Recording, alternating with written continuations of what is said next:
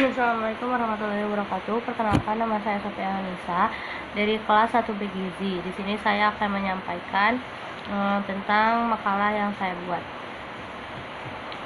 Di sini saya membuat makalah tentang peranan agama dalam mewujudkan persatuan dan kesatuan bangsa. Di dalamnya ada pendahuluan atau latar belakang, daftar isi, pendahuluan, terus rumusan masalah. Rumusan masalahnya ada apa saja? Yang pertama, apa saja yang menjadi rujukan dalam peran agama mewujudkan persatuan dan kesatuan bangsa. Yang kedua, bagaimana sikap dan tindakan kita dalam mewujudkan peran agama untuk persatuan dan kesatuan bangsa. Yang ketiga, bagaimana cara mengaplikasikan kerukunan beragama dalam kehidupan sehari-hari untuk mewujudkan persatuan dan kesatuan bangsa kita sebagai ahli gizi.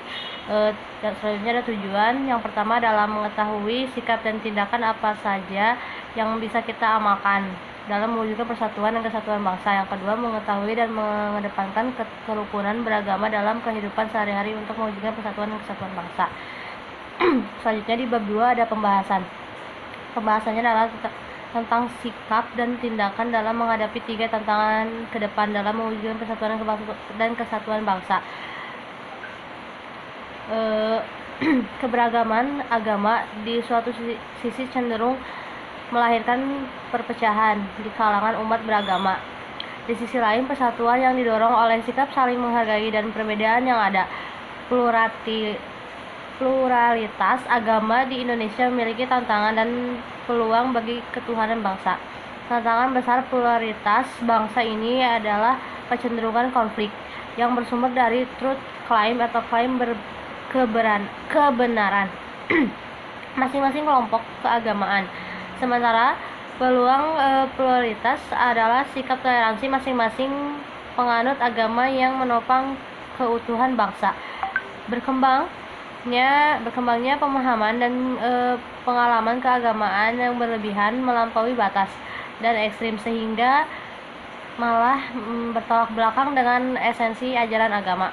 Munculnya klaim kebenaran benar melalui memaksa orang lain yang berbeda untuk mengikuti pahamnya, bahkan bila perlu dengan menggunakan cara paksaan dan kekerasan. Adanya pemahaman yang justru mendorong atau mengancam, bahkan merusak ikatan kebangsaan. Contohnya, pemahaman orang yang atas nama negara, agama lalu menyalahkan Pancasila, mengharamkan hormat bendera, mengklarifikasi orang yang menyanyikan lagu Indonesia Raya, bahkan mengajarkan bahwa nasionalisme tidak penting karena tidak diajarkan agama. 3 cara mengedepankan kerukunan beragama dalam peran mewujudkan persatuan dan kesatuan bangsa. Yang pertama, saling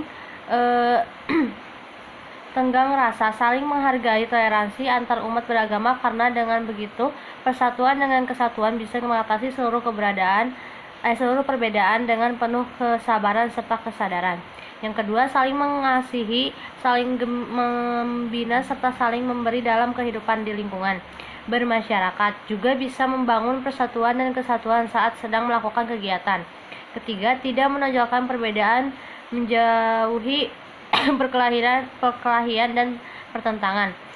Selanjutnya ada 10 sikap dan tindakan yang harus kita amalkan dalam upaya mewujudkan persatuan dan kesatuan bangsa. Di antaranya, yang pertama, bersilaturahmi antar umat beragama melalui berbagai kegiatan yang positif dan bermanfaat. Yang kedua, saling mengingatkan dan tidak menonjolkan perbedaan. Yang ketiga, bersifat profesional dalam bekerja. Yang keempat, menjauhi hal-hal yang dapat menimbulkan pertentangan dan perkelahian. Yang kelima, mengatasi seluruh perbedaan dengan penuh kesabaran, kesadaran, dan keikhlasan. Yang keenam, saling membina dan saling memberi dalam kehidupan di lingkungan masyarakat. Yang ketujuh, bersikap adil dalam bertindak. Yang kedelapan, menonjolkan segi-segi persamaan dalam agama, tidak memperdebatkan segi-segi perbedaan dalam agama.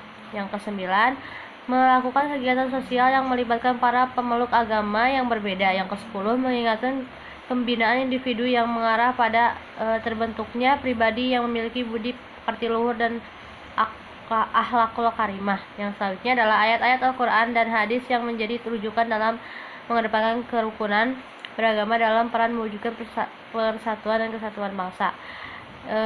Berikut adalah ayat Al-Quran yang mengedepankan kerukunan beragama dalam peran mewujudkan persatuan dan kesatuan bangsa. Yang pertama adalah Quran Surat Ali Imran ayat 3 105. Yang kedua adalah Quran Surat Al-Anfal ayat 73. Yang ketiga adalah Quran Surat Al-Hujurat ayat 13. Yang keempat Quran Surat Ar-Rum ayat 30-32.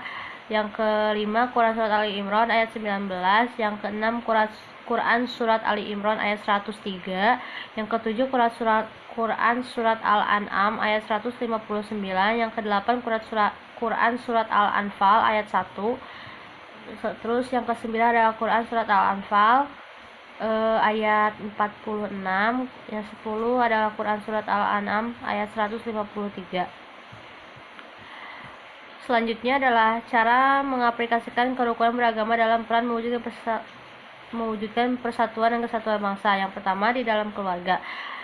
Menurut konsep Islam, kerukunan adalah suatu persatuan hubungan antara laki-laki dan perempuan melalui akad nikah menganut ajaran Islam. Dengan adanya ikatan tekad pernikahan tersebut dimaksud anak dan keturunan yang dihasilkan menjadi sah secara hukum agama.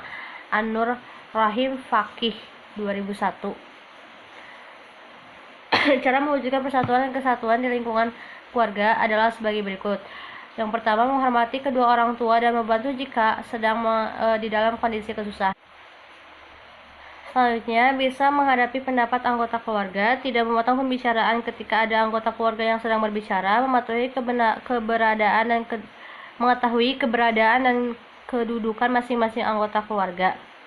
Yang kedua, di tempat perkuliahan, tepat waktu saat masuk kelas, menghormati dosen dan staf pengajar lainnya, belajar dengan rajin dan giat, memberi salam, senyum, dan sapa kepada seluruh masyarakat yang ada di lingkungan kampus, tidak membeda-bedakan teman dan harus menghargai satu sama lain. 3. Di tempat kerja, melayani pasien dengan baik dan tidak membeda-bedakan status sosialnya, melayani masyarakat dengan hati yang lapang dan mengharap ridho Allah SWT.